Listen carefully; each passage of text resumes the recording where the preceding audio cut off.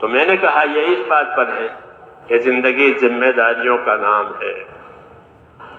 ایک استقامت کی ذمہ داری ہے، دوسری ذمہ داری ہمارے اوپر نصرت کی ہے.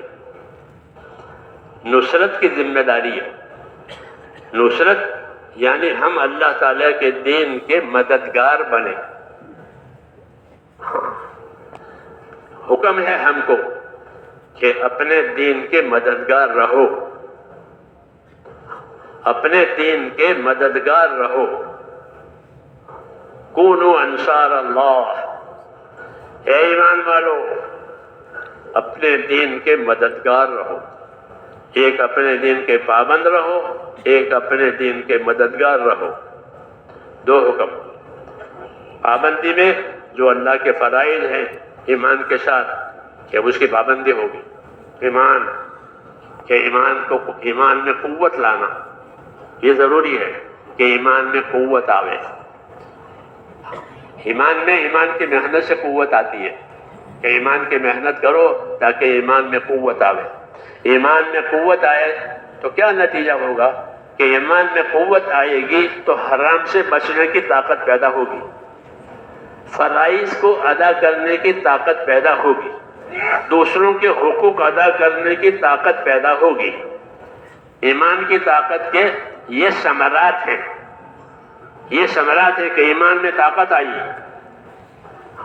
کہ مجھے اللہ کو جواب دینا ہے، اللہ مجھ سے حساب لے گا، اللہ نے مجھ پر ذمہ داری ہے.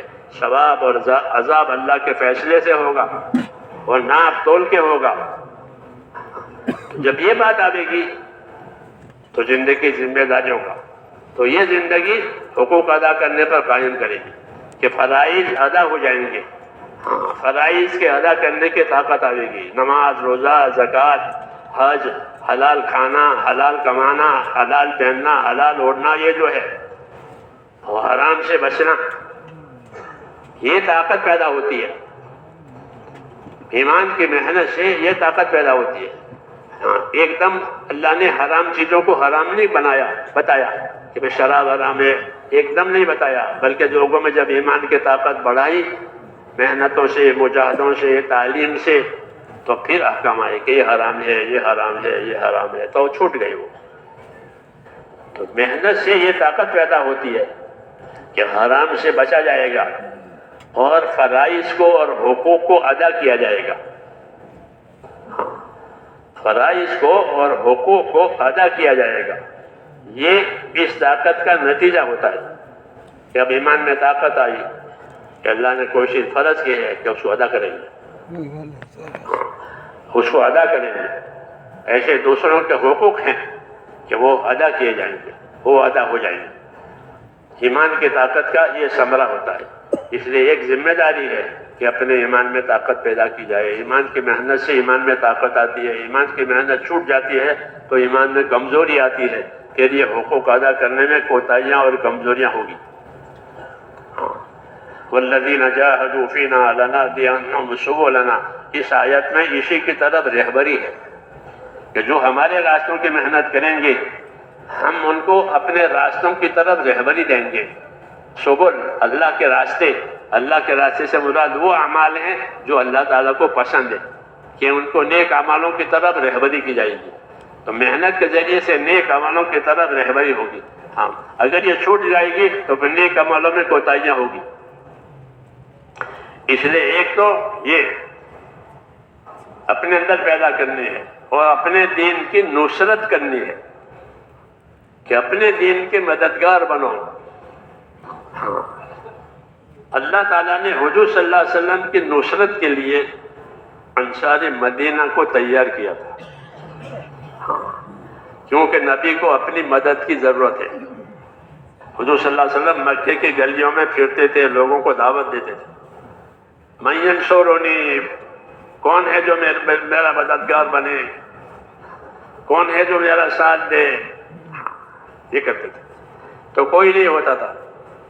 لوگ جو طاقتور تھے وہ تو مانتے نہیں تھے، جو کمزور تھے وہ ڈرتے تھے، وہ چپ کے ایمان لاتے تھے. تو گویا ایک بے کسی تھی آپ کے اوپر، بے کسی کہ جو طاقت والے تھے وہ دھیان نہیں دیتے تھے. ایسا چیز کا فرماتی تھی کہ جب قریش نے اور ان طاقت والوں نے آپ کی طرف دھیان نہیں دیا تو اللہ تعالیٰ نے ان کے بجائے مدینے سے لوگ لائے.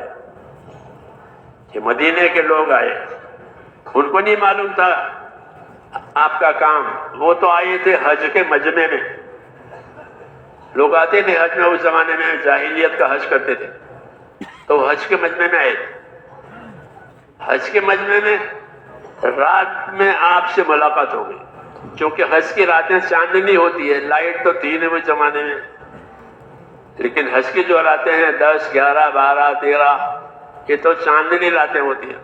تو چاندنی رات میں آپ سے ملاقات ہوئی, تعارف ہوا کہ اللہ کا نبی ہے, اور دعوت دی. ان کو آپ نے دعوت دی, اپنا کام سمجھایا, اپنا مقصد سمجھایا. تو وہ کہنے کہ ہاں یہ باتیں تو ہم نے یہودیوں سے سن رکھی تھی, پڑوس میں یہودی رہتے تھے, کہ وہ کہتے تھے کہ آخر زمانے کا نبی آئے گا اور ہم ساتھ دیں گے, ہماری ترقی ہوگی وغیرہ وغیرہ, وہ باتیں کرتے تھے. تو وہ اپنی ترقی سوچیں, آپ کہنے لگے کہ وہ اپنی ترقی کریں, ہم اپنی ترقی کریں, اس لیے ہم ہی پہل کریں, یہودی پہل کریں, ہم پہل کریں. تو اپنی ترقی میں انہوں نے پہل کی اور رسول صلی اللہ علیہ وسلم کی بات قبول کر لی. یہاں سے انصار کا مسئلہ شروع ہوا. انصار کا مسئلہ شروع ہوا. عائشہ صدیقہ فرماتی تھی رضی اللہ عنہ کہ جب یہ مکے والوں نے دھیان نہیں دیا, اللہ ان کو لایا. یہ اللہ کا دستور ہے کہ اگر تم نہیں مانو گے تو اللہ دوسروں کو لاوے گا اور ان سے کام کرائے گا اور تم کو پیچھے ہٹا دے گا. چنانچہ قریش کو پیچھے ہٹا دیا. قریش محروم ہو گئے, جو نہیں مانے وہ محروم ہو گئے قیامت تک کے لیے, کہ ان کو محروم کیا اللہ تعالیٰ نے. کیوں کہ انہوں نے ناقدری کی.